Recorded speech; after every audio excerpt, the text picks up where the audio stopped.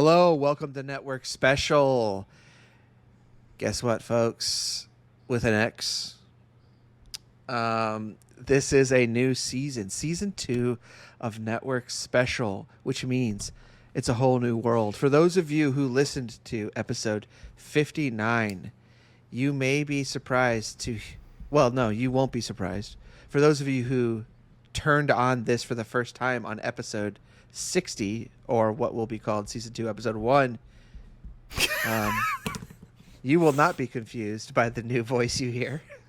You will be excited, I'm sure, because it's a great voice. This new co-host has an amazing. Oh, there it comes, right there. That was a little glimpse at what you're about to hear after a proper introduction. Season 2 of Network Special.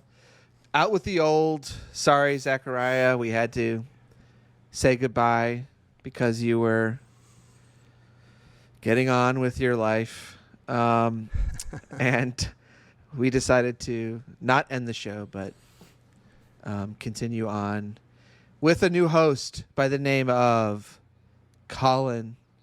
And he can say his last name if he'd like to. Sure, I can say that. My last, I mean, I don't know that anybody out there cares, but my last name is Perkins, so yeah, Colin there it Perkins. is. Colin now you know everything about me. And Nathan, that was a lovely introduction, maybe the nicest one I've ever had, and maybe the nicest one I've ever heard. So that was great. Thank you for letting me be part of that. For those of you who have listened to the last 59 episodes, you'll know that I've never introduced the show before, I don't think. No. There might have been one. No. Yeah, no, I'm serious. I know it sounds like I've been doing this 100 times, but no. No. So I am rusty at this and may even defer to Colin for these in the future. We will see. But well, I would be happy to help. I mean, I'm just here to help in any way that I can. So that's good. Whatever I'm called on to do, I'm here to do. I feel kind of like this is going to be a really old reference, but maybe it aligns with the podcast that we're on. Is I feel like if you ever watched the Dukes of Hazzard and everything was going along great with the Dukes of Hazzard, and then one season just randomly the two Dukes just left and two replacement Dukes came in. I feel kind of like one of those replacement Dukes of Hazzard right now. So yeah, hopefully I can at least be somewhat the co-host that Zachariah was. So I am glad to be here.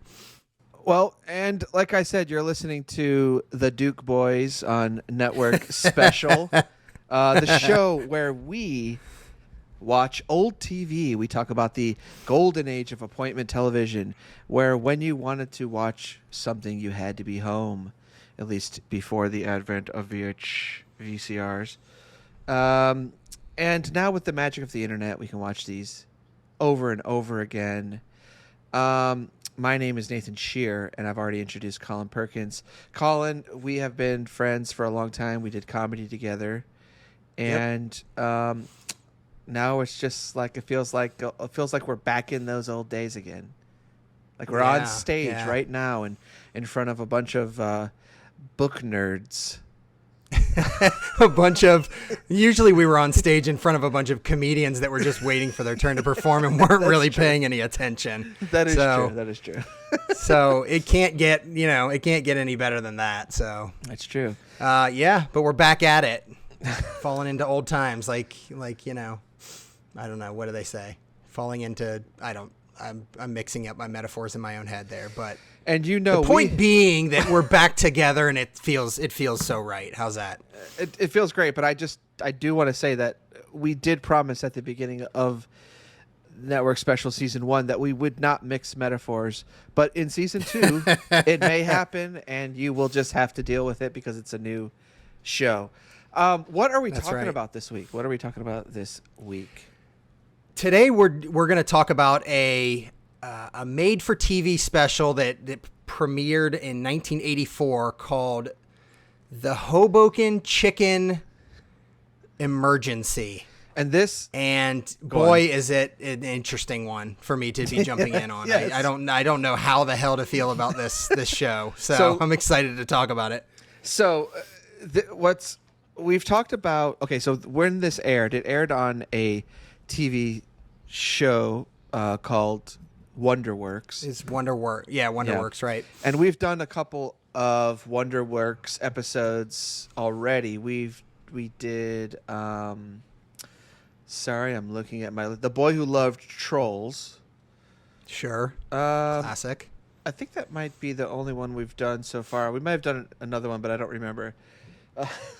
You've seen The Boy Who Loved Trolls? We've just scraped this certain. No, I haven't seen that, but I heard you talk about it on an episode. How's that? Yeah, it works. But yeah, we're just starting to scratch the surface of the WonderWorks pantheon, or library of excellence. So now, and so, you may not remember WonderWorks the show, but if you ever watched, it was on PBS, I think. But if you've ever watched VHS tapes of these kinds of like hour-long movies starring kids doing weird things, you might have seen the WonderWorks logo, which is like a hot air balloon floating around the words.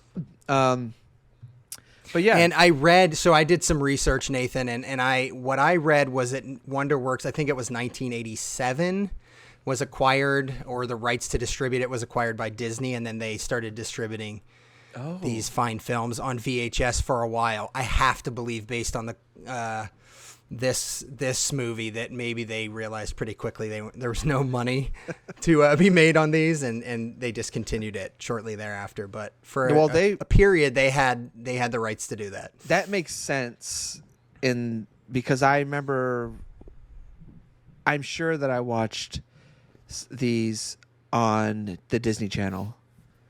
Yeah, I'm absolutely. sure that's where they would put it. That makes sense. So the Hoboken Chicken Emergency, it stars who? Who does it star?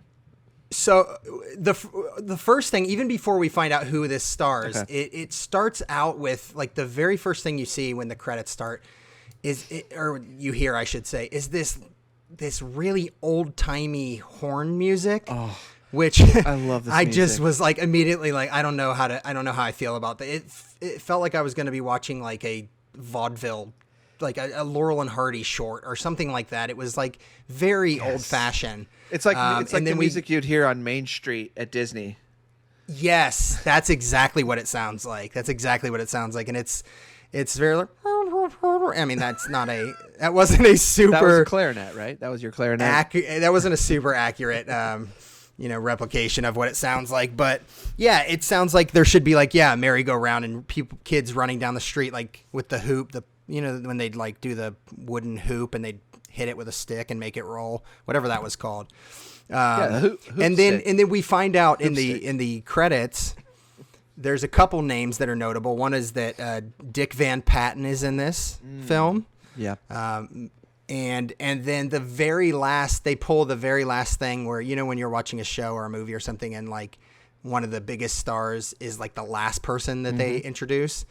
The last title says, "And Peter Billingsley as Arthur." So Peter Billingsley, obviously, we know who he is, right? From The Christmas Story.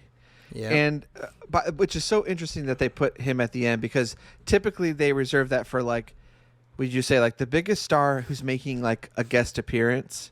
Yeah, but who spent like one day on the set and had one line, and they're like, but this is the Betty main White as guy. this. Yeah.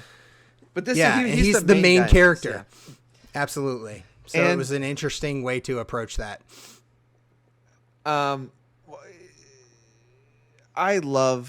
We talked about this in the last episodes with the host who shall not be named.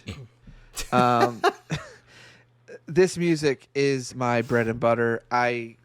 All this kind of it's like ice cream truck music. It's like just I don't know. It's not even from my time period, like, but I feel like people who were making kid shows for kids at that time were so nostalgic for their own childhood that they just jammed it all in our faces. Yes. So that is I think you're exactly right with that. Yeah. So everything's just like, either everything is based in the 50s and everyone's a greaser, or like everything is like, if they're just a little bit older and maybe more Jewish, then everything's vaudevillian. just a smidge more Jewish, you're saying? Yeah. And it's very vaudevillian. That's kind of what we get here. And then we find out Peter Billingsley is in this. So yeah, like you said, it's Ralphie from A Christmas Story. And so this comes out the year after A Christmas Story comes out. And so, yeah, you would think that his career is, riding high. He's probably getting all kinds of offers. Do you think that this was filmed before Christmas Story? It may have been. I was trying to figure out, just from looking at him, like, was this filmed and then, like, the people at the studio watched it and said, oh, what is this? What's this? This is terrible. And they just, like, put it on a shelf somewhere. And then The Christmas Story came out and they said, oh, he's a star now. We got to rush that thing out. I would not be surprised if that's the case. Because he does look, at certain times he looks a little bit younger. What did you think? I thought he looked... I feel like he's not as... Okay. Like Peter Billingsley... You're going to insult his looks, aren't you? No. Peter Billingsley is not, to me, at least in this time period, he is not the best actor. He's saying the words. He's kind of stuttering. He has like a speech impediment, I think. And he's... And for some reason, they also just left it all in. Like his stumbling over the lines. Yeah, so they did. And I think it's maybe one of those like, Hayden Christensen's a terrible actor. And then you start thinking about it and you go, well, the script that he's trying to say is pretty shabby. Sure. It might be one of those things where in A Christmas Story, it was better writing. I'll go out on that limb and say that. And then you also had like his narrator, like voice in his head narrator was narrating a bunch of it. And here he's just left to kind of say these lines that were thrown together for him. And it is kind of, I completely agree. It's very stilted at times and very like weird and rigid kind of. So in my mind, this is new. Like this is like, I feel like that's why I feel like this may have been recorded before, because he's better in Christmas Story, or the director is better in Christmas Story, which is highly possible. Now let me ask you, probably some of both. So the dad is clearly like any TV show from the 80s. The parents are 90 years old. like everyone's so old, right? And so his dad's like classic, like coal worker dad, like just, and he's dressed like plaid shirt, jeans, whatever. Yeah. But then like, he's dressed like a newsie or something. Who, Arthur? Yeah. Like, the son? Yeah. Yeah, it's very like, what time period am I looking at right now? I can't figure out, I can't really put my finger on where in the space-time continuum this is actually happening. It's weird. And then he's established, the dad is established like really quickly as like, oh, he's the uptight character. He's going to be like kind of a cranky, angry type guy. And I thought it was funny because the very first thing he does, you first see him in the living room. He's watching TV. His wife is in the kitchen. She's, I don't know, making dinner or doing something. And the first thing he does is he yells to her and says, hey, you got to come in here and see, what's on the TV. So she does. She comes into the room and she says something really simplistic like, what are we watching? Or what is it? And as soon as she says a word, he goes, shh. So like he's called her into the room, told her to like, you got to come see what this is. And she is interested, and as soon as she makes a syllable of sound, he's like, shut up! Like he's like yells at her basically. I'm like, oh, that's a nice vibe in this house that Arthur gets to live in. Did you notice that he was like kind of like instantly a jerk like that? Yeah, so this is the classic stern father, permissive mother relationship. Yeah. So like absolutely. And he's absolutely like a male, like throughout the show, he's always saying no, but she's buttering him up to say yes. So like he has this like power there for sure, that classic traditional power thing. But it is that opening scene is the biggest jerk moment of the whole time, I think. It is, and you're instantly watching it going like, gee, I wonder if he'll be redeemed by the end. And So that's fine, but I think it's funny. I actually wrote down word for word some of the things that were being said on the TV show that he was watching. So he's watching the mayor, who's played by Dick Van Patten. And they look like they're from the 70s.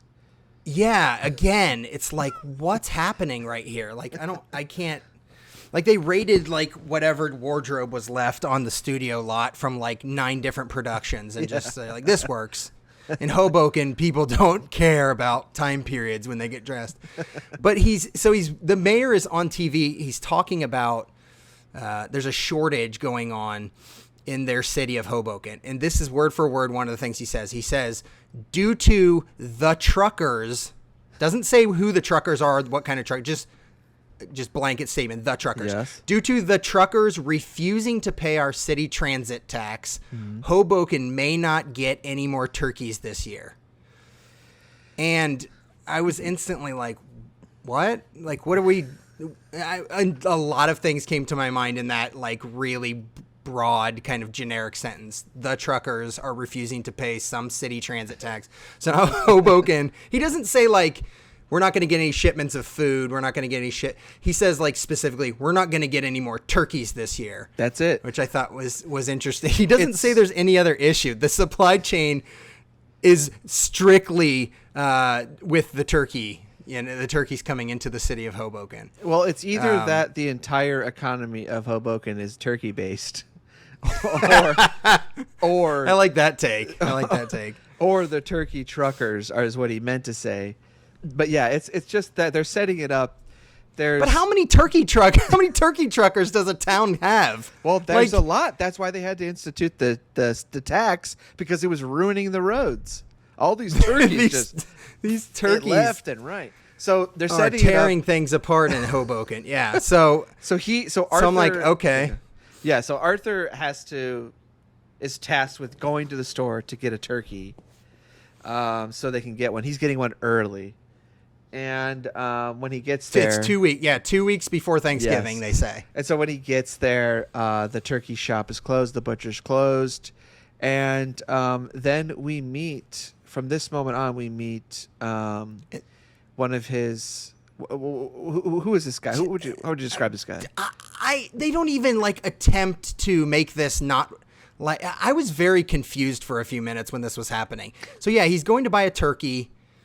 His parents have given him money. He goes, and then the store is closed, but, like, randomly out of the window above the store, this guy this very weird dude sticks his head out, and he's got, like, I guess it was a British accent. Would you concur with that? Yeah. A scientist accent. Yeah, thank you. You know how those British scientists all sound. Mm-hmm. He sticks his head out, and there's clearly, like, there's ambient noise, and I think there's, like, feathers, like, popping out of the window or something. Yeah. There's some kind of chaos and commotion going on in this, like, apartment that this guy lives in above this closed grocery store. And we learn pretty quickly that this guy starts asking Peter. They start having some conversation about what Peter. His name is Peter in real life. Sorry, yeah. Arthur.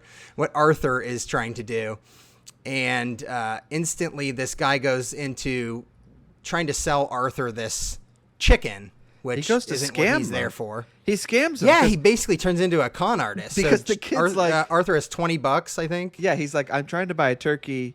And the guy's like, "Oh, get on out of here, kid," or whatever he says to him. And he's like, "Oh, I guess I'll take my $20 elsewhere." Like, I don't know. And the guy hears the words $20. He's like, "Oh, I have what you need." Yeah, he tells him that, like, he basically zeroes in on the $20 and is like, "Oh, jackpot! I'm gonna take this kid for all he's worth." And he proceeds to sell him a gigantic chicken. And when I say gigantic, I don't mean like, oh, that's big enough to feed, like, a whole big family. No, like, literally, the chicken was it like 266 pounds or something? He says it's a man. It's a man in a chicken suit. Very clearly, it's a man in a chicken suit. Yes. By the way, a giant chicken suit. One thing we didn't mention was this is actually based on a kid's book. It is, yeah. Yeah, and I don't know who the author is. Sorry, but that is a big feature of kids programming from PBS and from this time period of like just taking any kids book and turning it into a show. And I think the idea being that like, oh, this will get kids reading because they'll see this book in the store and go, oh, I watched that show. Did that work for you, or did you just only continue to watch the show over and over again? Well, yes. It's written by a couple, Daniel and Jill Pinkwater. I don't know if that's a married couple or a brother and sister. This is definitely I'm not sure, a two-person team. You definitely it took a two-person team to crank this bad boy out. Yeah. I remember when I knew it was based on a book, and when we started watching the beginning and the mayor was talking about the turkey shortage, I remember kind of like laughing and saying like, you know, I don't remember reading. I read a lot of books as a kid. I don't remember reading any that were about like organized labor disputes or like supply chain shortages or anything like that. I'm like, it's kind of a weird jumping off point for a children's book. But dude, every that's what I love. We talked about this a lot. Is media from the 80s and the 70s and the 60s or whatever. A lot of it was based on like the working man, like working man politics. Like everyone's like a truck driver or a union worker or like a coal worker or like some like mechanic. Everyone like you know, and basically they're just like, you know, it revolves around their life and them overcoming all the odds. And now everyone's like a millionaire architect. Yeah. Yes. In all movies and stuff. But then, yes, it was all like I'm a blue collar worker or I'm a weird British scientist that apparently like genetically engineers gigantic, you know, poultry. It's always one of those two. Yeah, one of those two. So yeah, this scientist rips Arthur off, takes his $20, and Arthur goes trudging back home with his gigantic chicken. And you can guess what happens. I bet his dad didn't like it. Yeah, he did. He didn't. He did not. I don't want to. We can go frame by frame on this, but I want to hop around a little bit to like sure, just especially to our feelings on it, but because you can guess where a lot of this goes. Like he takes it home. His dad's like, "No, we're not keeping this freaking chicken. Where's the turkey?" Funny enough, like no one cares that there's no turkey anymore for Thanksgiving. Right. It's just like, oh, we're not keeping this pet. But then the mom's like, come on, dude, let him take it. Then now he has the pet. You know what's one thing that occurred to me is Arthur in this movie has a dad that's sort of like fixated on turkey, and the character he plays in the Christmas Story. Do you remember there's that part of the movie where his dad is like obsessed with a turkey too? Yeah. So I'm like, what's happening in Peter Billingsley? Like how that's got to be the most specific, you know, typecasting in the world. Like Ralphie has that as a dad. Arthur I can only play characters whose dads are like just weirdly obsessed with turkey. Do you like think they can't get past it? There's like always a character in everything he works on, like Seinfeld puts Superman in every episode or something. I want to believe that that's the case. Yes, that would be the greatest like Easter egg series of Easter eggs in the history of like Hollywood production, as if every movie that's the case for him. But yeah, so, I meant to mention that earlier on because I'm like, am I weird for noticing this? Because I think maybe they just like ripped it off from each other or something. But so yeah, he takes the chicken home, which we should start referring to this chicken as her by her actual name, which is Henrietta is her name. Yes, Henrietta.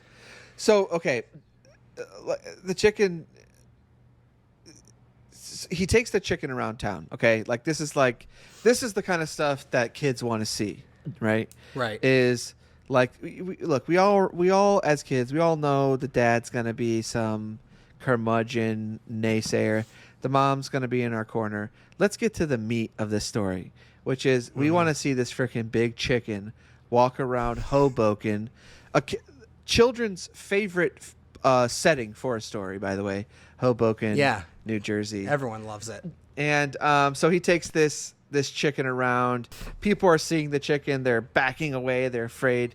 No one says, "Is this a chicken or a man in a suit?" Just everyone just immediately, which is what everybody should be saying is like, hey, where'd this guy get this costume?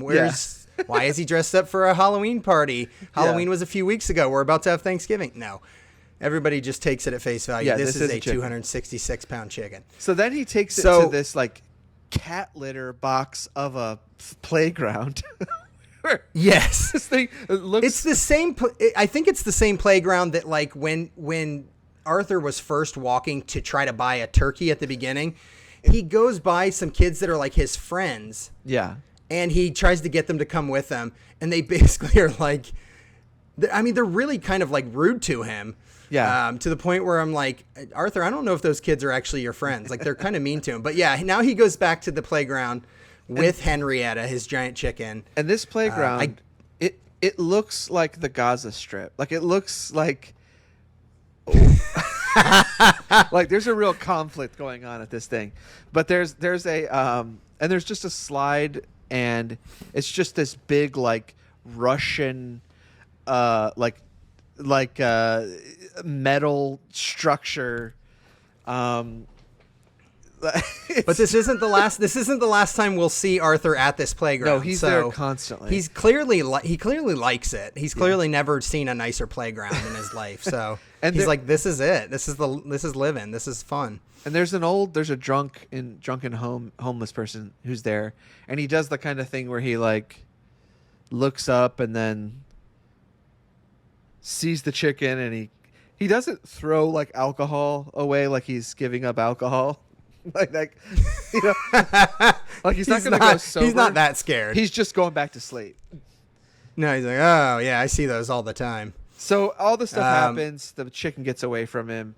And let's push this forward, because unless you have something in between. The chicken basically ends up stuck on the roof of a building. Yeah. Okay. So that's like kind of the first big thing that happens. That's like, oh no, this gigantic chicken is going to be a problem.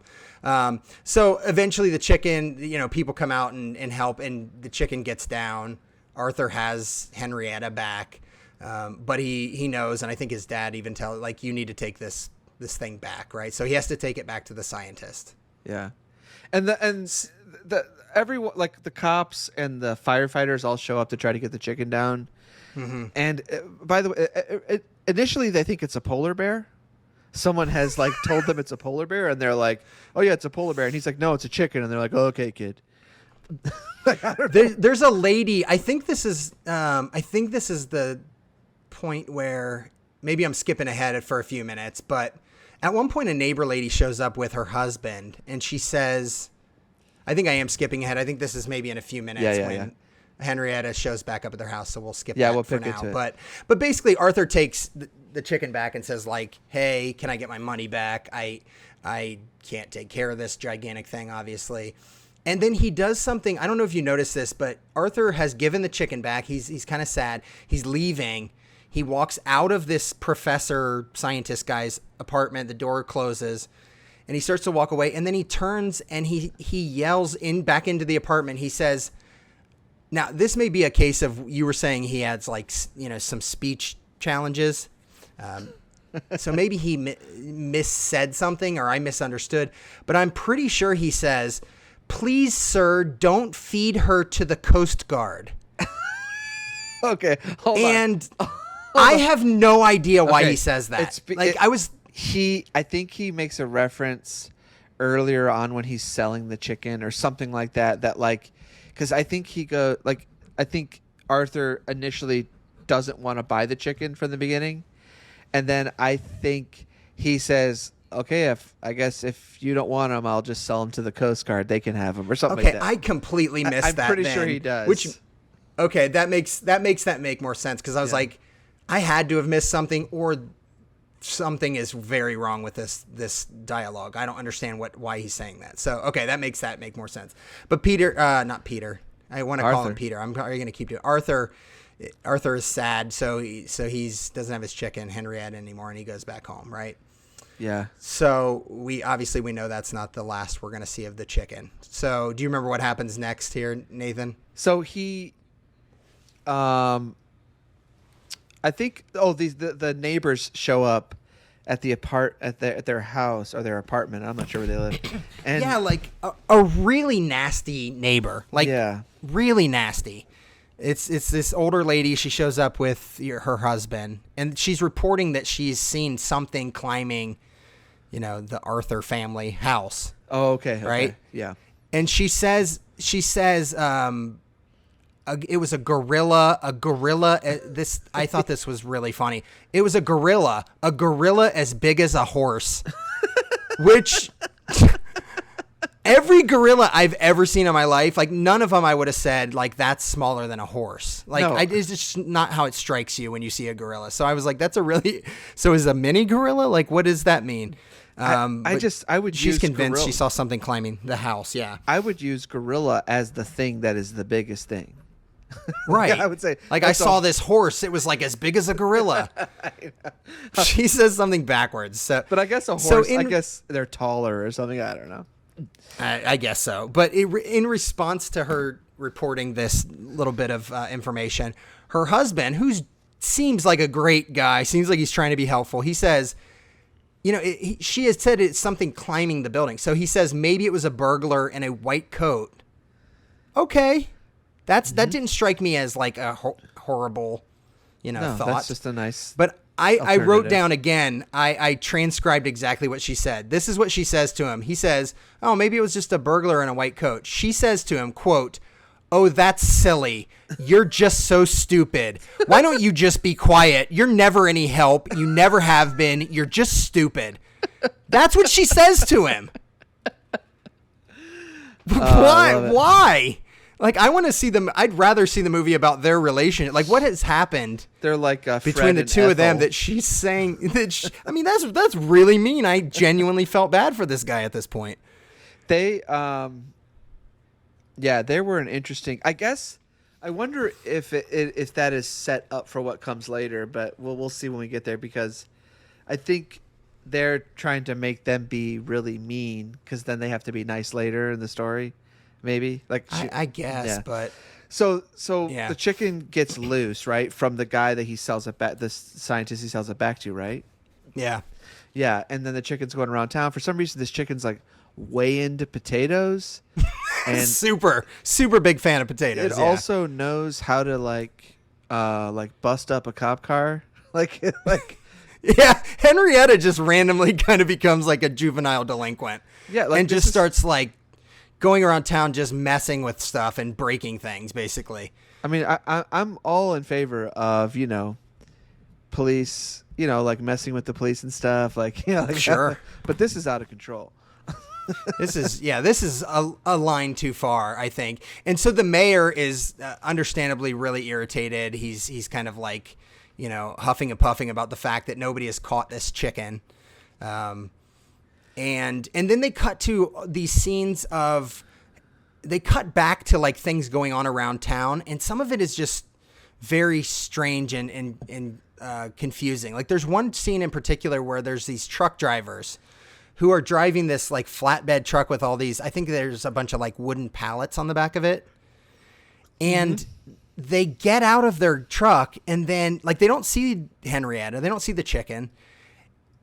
But for some reason, they just randomly get very like freaked out or spooked out all of a sudden and just start like kind of running around and getting in their truck and driving away. It's like very weird. Do you remember that scene? Yeah, there's a couple of scenes where workers are just losing their minds.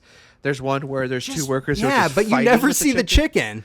There's a scene where two kids that I think they're that's like right. little like younger kids, and these two do come upon Henrietta and they just start like repeatedly hitting the chicken with, I think it was like towels or something they had in their hand. They just like, and Henrietta's not like attacking them or doing anything. She's just kind of standing there. And then they just start pelting this chicken with these towels over and over and over. It's very weird. So very weird. So everyone's being really mean to the chicken. And then we're cutting to like, basically there's a political meeting and then the mayor is running for re-election, so there's his opponent is trying to like make him look bad, so he's using the whole chicken thing. So they're trying to figure out what to do. They hire a chicken expert who is played by someone we did not mention at the beginning. Oh, you're right. Gabe, you're right. Gabe Kaplan. Yeah. And he's playing a character named Anthony DePalma. Who, like you said, they explain he's being hired specifically because he has caught like giant, massive animals like this in other cities when this has happened. Because apparently this sort of thing happens a lot. Mm-hmm. So yeah, he comes in and he's like a weird. How would you even describe him, Nathan? He's like almost like a weird. He's like sort of partially like an Italian stereotype, but he's like partially like a Florida white trashy guy. No, he's dressed with like a floral shirt on. He's dressed up like Rodney Dangerfield in Head of the hold on, what's the name of the movie? Back to School. Back to School, yeah. He's dressed up like he's wearing like a plaid suit and like a Hawaiian shirt. But then he's also he's got like a cigar and he's kind of doing this like Groucho Marx kind of thing. But it's also he's like just 5 different like kind of just him though. Stereotypical like characters all in one. I think this is Gabe Kaplan who he is, because I think as the teacher he's like this too, but not as slimy.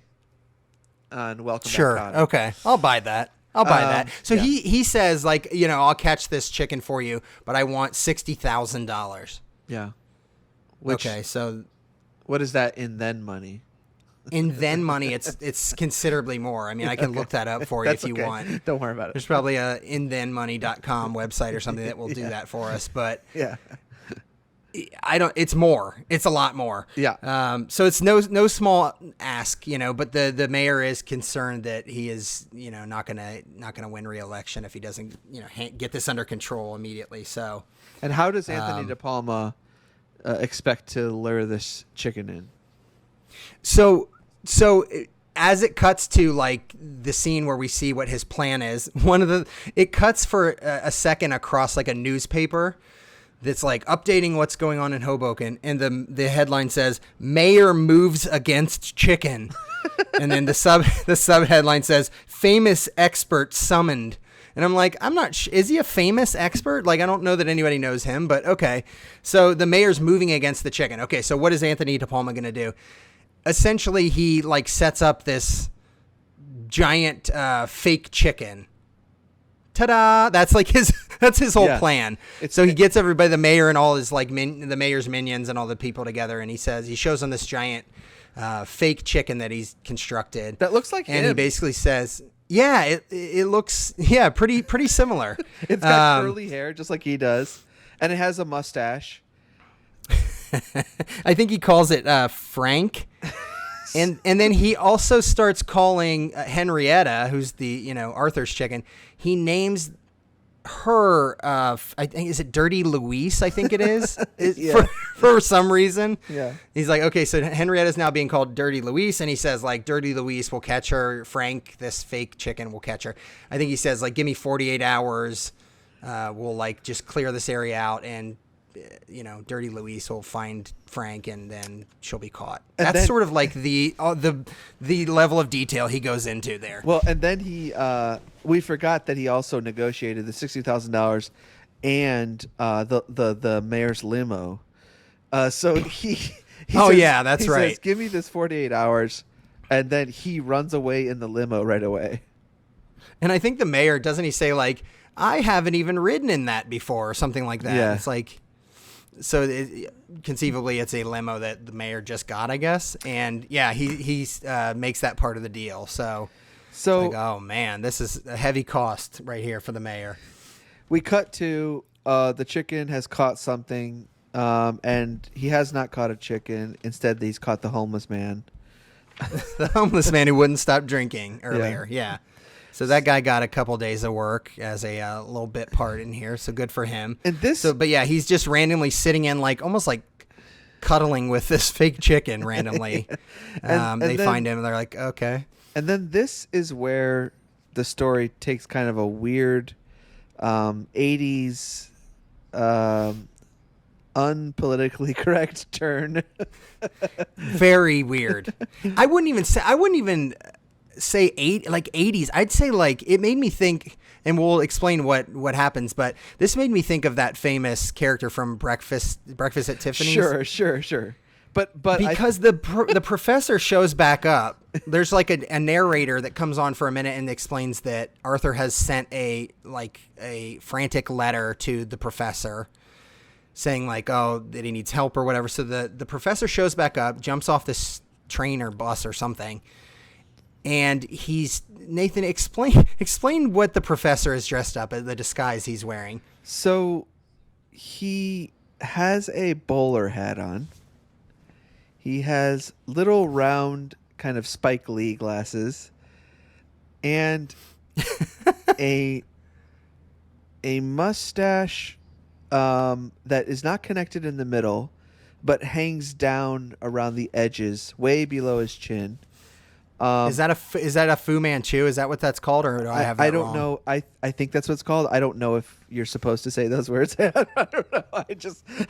Oh no. I don't oh know. no. I think that's okay, Colin. But is that a bad? Are you serious? I honestly don't know. Fu Manchu. I don't know. I don't know if that's bad or not. I was just trying to describe that because even if you didn't know what a Fu Manchu was, like you'll know exactly what when I say it. But then he also has it's the same kind of like mustache that like I'm gonna go completely in a safe zone that Hulk Hogan had. How's that? But it's not bushy and blonde. It's like a little pencil and it doesn't connect. Black. It does not connect to his mouth. Instead, it hangs and then it goes way down past his chin, and then he has a little tiny tuft of hair that sticks way down too that he's constantly stroking. And he has an accent, right? He sure does. What kind of accent does he have? Is it British? Is it science accent? No, that's not how I would describe. I mean, he basically is doing a really, really horrible, stereotypical, and poorly executed like Asian accent, like a really bad. He's not. I felt like he wasn't doing it all the time. Like he kind of like went in and out of it. Maybe that's just because he was not the best actor in the world, but it sounded to me like he didn't do it the whole time. You think he had a guilty? He may have been. Yeah, he may have like his inner conscience was talking to him. It's like, what are you doing, man? Come on, you're a successful professor, scientist guy. Yeah, you're great at making these giant animals, but what are you doing with this accent? So he goes in and out of it. This is like the kind of Chinese accent someone at a after hours party on the Mad Men show might do. Yeah, it's bad. It's bad. So he goes to see. He's doing all that because he's very concerned. He doesn't want people to find out who he really is. That he's this, even though he clearly is the same professor. So anybody that knew him when he was like still living in Hoboken before he fled. But is going to know this is him. Isn't he just trying to escape like the landlord? Like, isn't this he owes the landlord money? I mean, I think that's part of it, but I think he's also concerned. He's worried that like, hey, this chicken that is ravaging the town right now is my fault, so I don't want to get in trouble. But it's probably some of both. He's a deep character, so he's got a lot going on. So he goes to see the mayor, right? So he goes to see the mayor and basically is trying to convince the mayor that he can help catch this chicken. Henrietta. He makes a point of saying her name's Henrietta, not Dirty Louise or Filthy Louise, whatever it was. He's the new chicken expert. And his solution is everyone just needs to be nice to the chicken. Yeah, just be nice. Let's be nice to the chicken. Let's not hit her with towels and, be just aggressive and nasty to her. Let's be nice. So the mayor seems to go for this idea, and everyone around town is wearing like "I love Henrietta" shirts, and there's like signs like a whole cottage industry of like like T-shirts with messages about Henrietta and printed signs. So yeah, people are putting up signs that say Henrietta, we love you, because that's something you just know that a chicken will read that if you put that kind of sign up. And it will know its name is Henrietta. Yeah, it knows its own name. So yeah, and they're wearing shirts, and there's one part where I think isn't it the old couple that was early? That's what I was talking about before. Yeah, they come back, and there's like a scene where they happen across Henrietta, And instead of her being really mean like she was earlier, she, proposes like, hey, we're supposed to be nice and let's give her some potato chips. She loves potatoes. Everyone knows that. So she has these potato chips and she hands this bag of potato chips to Henrietta. Now, this is where this is kind of funny. This is another function of 80s children's or, old children's media is at some point in the night after all this is happening, Arthur is talking with his mom about the chicken or something, and he decides this is nighttime. Like, she's like basically combing his hair like he's gotten out of the shower. Yeah. And he's got pajamas on. But he decides to get his clothes on and go out at night to this park. To that horrible, seedy playground. Where this drunken homeless man lives. There's like syringes laying around, used syringes laying around at the base of this slide. And there's no pushers like walking. And there's no like his mom's not like, whoa, young man, where are you going? Get back in here. It's bedtime. It's bedtime. No. He's out. It's nighttime on the Gaza Strip. I think she has been subjugated by her husband so badly that she doesn't even now question anything her son is doing. That's how like trampled down her sense of self-worth has become by her husband. So yeah, Arthur's walking out and she's just like, oh yeah, normal thing for you to be doing at this time of night. He goes to the playground and then Nathan, what happens at the playground? Just bring it on home for us. Well, he finds Henrietta. She's right there. So he's sitting at like the base. He's sitting at the bottom of the slide, almost like he's gone down the slide and he's at the end of it. And he's just kind of sitting on it. Yeah. And then he hears this noise from up above behind him, up at the top of the slide, and he turns around and lo and behold, it's Dirty there Louise, she is. Yeah, aka Henrietta. Has found her way back to her, her rightful, friend, owner, whatever you want to call it. And I think, and then from here it's just the end of the they're just like, it's just abruptly pretty much the end of that. Yeah, point. There's like a couple other like little weird like jokey scenes. The mayor's at their house and then it's that great... I think they're having the Thanksgiving that they've been talking about, right? Yeah, and then it's that great music at the end. So one of the things... Let's talk about what we thought about this. One of the things about this... The things I love about these specials and anything like Sesame Street or anything where there's kids... living their lives back in these days. Mm-hmm. Everything is filmed in like either New York or LA, right? Yeah. Or in Chicago or something like that, in the surrounding areas, wherever these things need to be.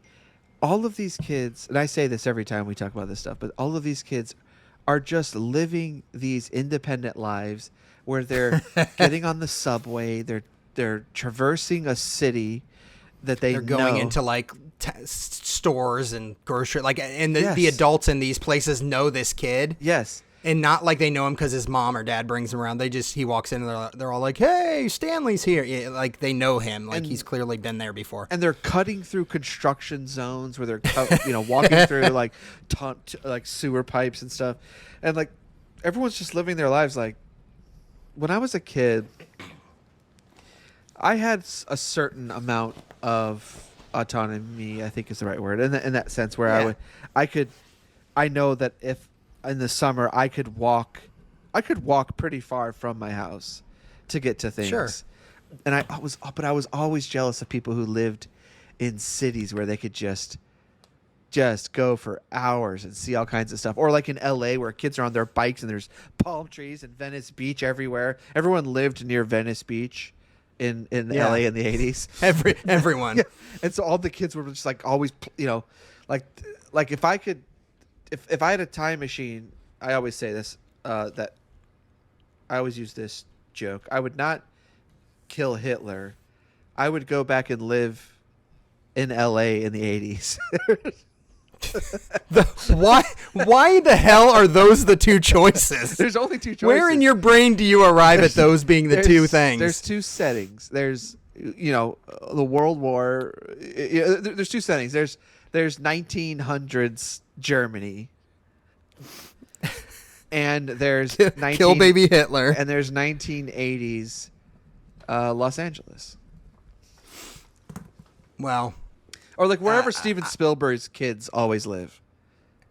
In those areas. Like the kid, it does kind of feel like the E.T. Like when you were describing those kids that just kind of go around. That's sort of what the kids in E.T. are like. They have the single mom who's working and always into things, so they just have to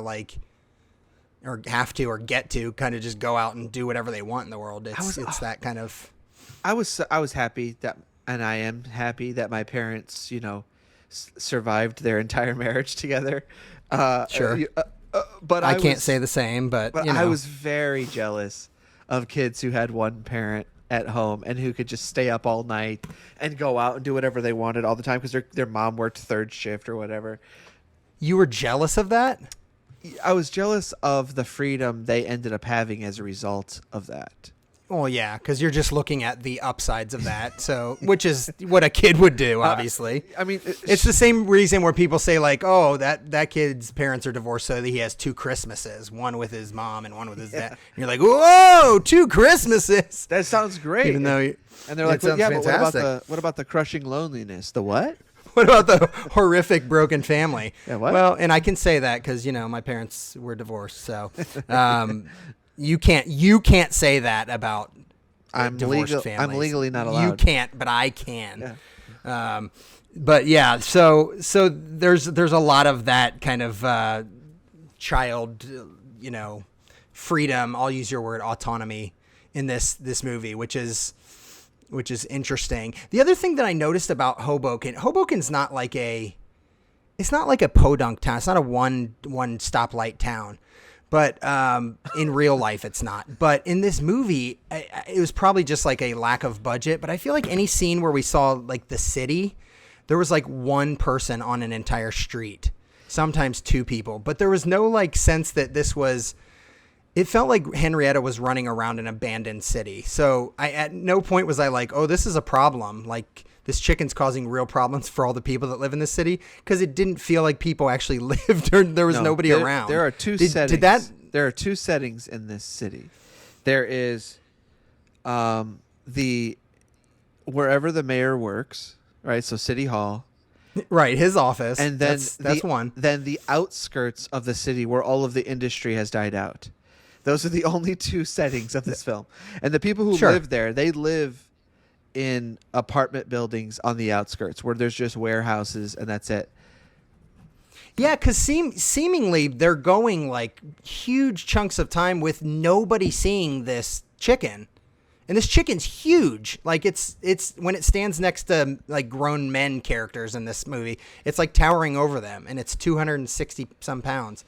So it's huge. It's not something that's hiding around town, but it seemed to me like I was watching this and like they're going huge chunks of time without anybody seeing it. And they're just kind of like, where is this thing? We can't figure it out. And so that can only happen in like an abandoned city, in my opinion. Well, and every scene is from just a different angle of the same corner. Of the same backlot street that's like, we have a New Yorky looking street and you can shoot on it, and we'll just shoot from a bunch of, that's exactly what it looks like. But I freaking love that setting. I love that setting so much, that like concrete jungle. Like I live in Florida now, and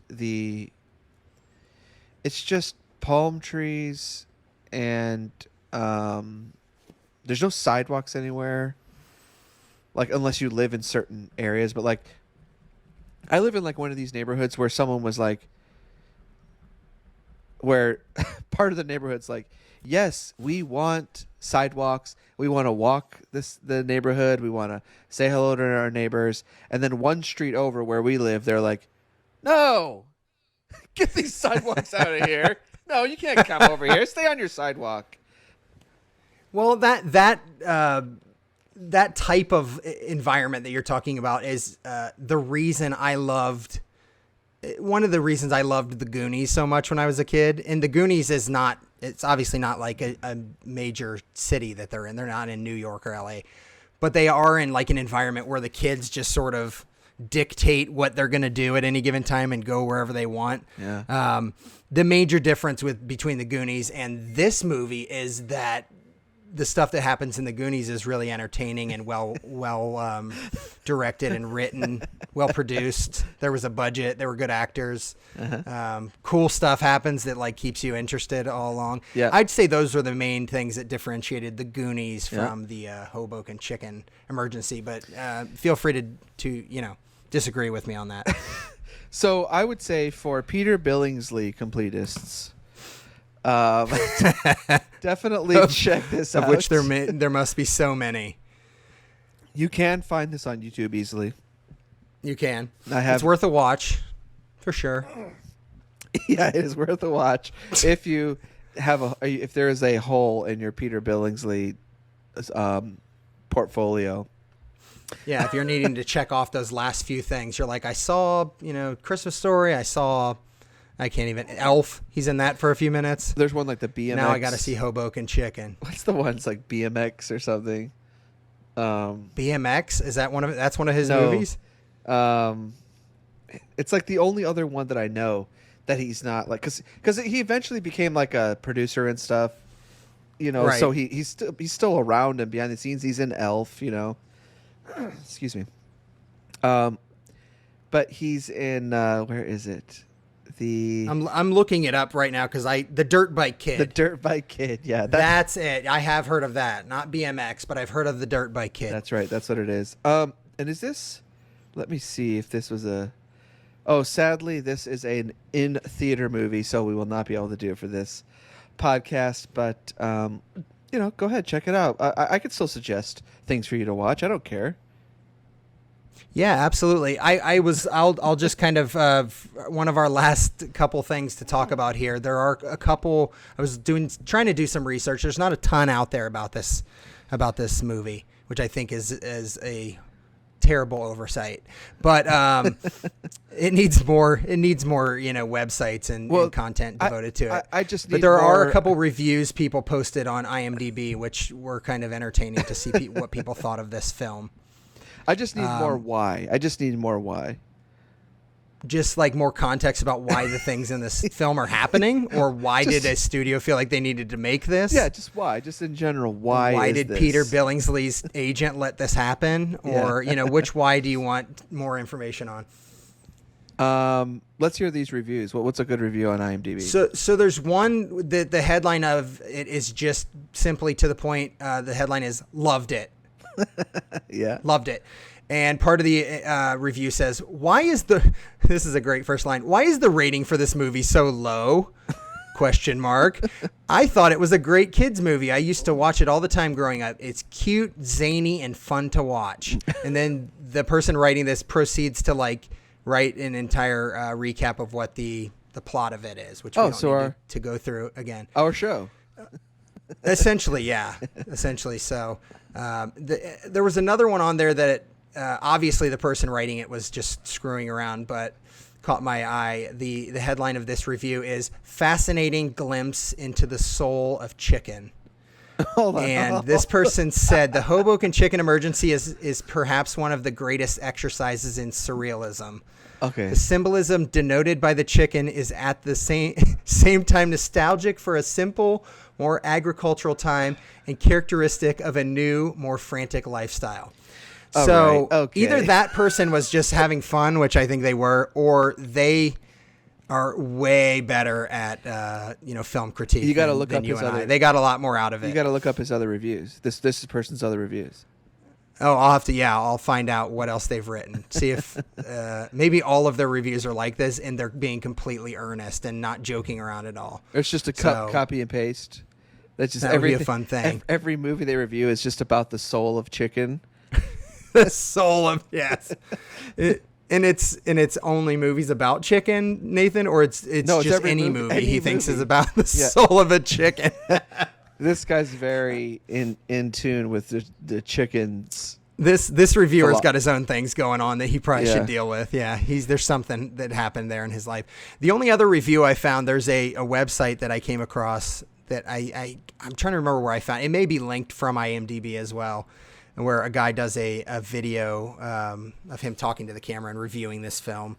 And I didn't watch the whole thing because it was kind of long. I watched some of it, but one of the things that stuck with me is he was kind of like poking fun at the name of this movie, the Hoboken Chicken Emergency. And he says in this review, he says, "It sounds to me like when they were coming up with the name of this movie, they just took the Texas Chainsaw Massacre and then tried to make each word in the title more nice or mundane." So Texas became Hoboken, chainsaw became chicken, and massacre became emergency, and that's how they came up with the title. And I was like, I like that. I hadn't thought of that, but I like that to me, perspective on it. It sounds like when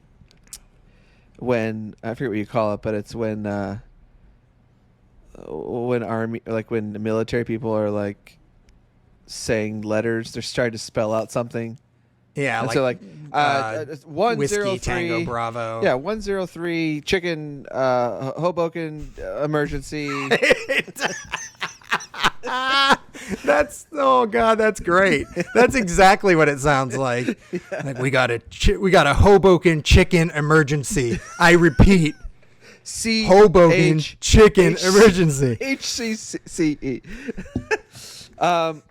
Okay, well, thank you for tuning in to the first episode of season 2, Network Special 2.0. Is there like a TV network kind of thing, like Network Special Plus or something? Like, was there ever a station that we'll have to mull on that. I don't know offhand what that would be, but yeah, we'll come up with something. But yeah, it was great. This was a lot of fun. So I Nathan, I appreciate you letting me step in, and yes. For the listeners out there, I hope you enjoyed. And how many turkeys do you give let me come back for some more. How many turkeys do you give this movie? I give it 3 whole turkeys, but then I give it a couple like just independent, like gizzards that are maybe like cut off from a different turkey. So that's pretty good. It's not the worst. On a scale of 5 turkeys, I'm giving this 2 Dirty Louises and 3 city taxes. 3 city taxes, yeah. And 2 abstaining truckers. Yeah. So all right. Yeah. Thank you so much. Don't forget to go on to your favorite podcast place. Like our. Give a review. Only 5 stars. Like, subscribe, rate, subscribe. Review, all that stuff. You got to give us reviews. It's got to be good ones. Don't give us the bad ones. If you're not feeling, go on and talk about how I'm the Duke, the replacement Duke boy. Don't make fun of my laughter like past commenters have done. Has that happened? Yeah. And sorry if we don't get every Marvel fact correct. Oh Lord. But yeah, check us out on Facebook, networkspecialpodcast.com. You can get all the links for there. And we love you, and amen. All right. Bye. See you next time.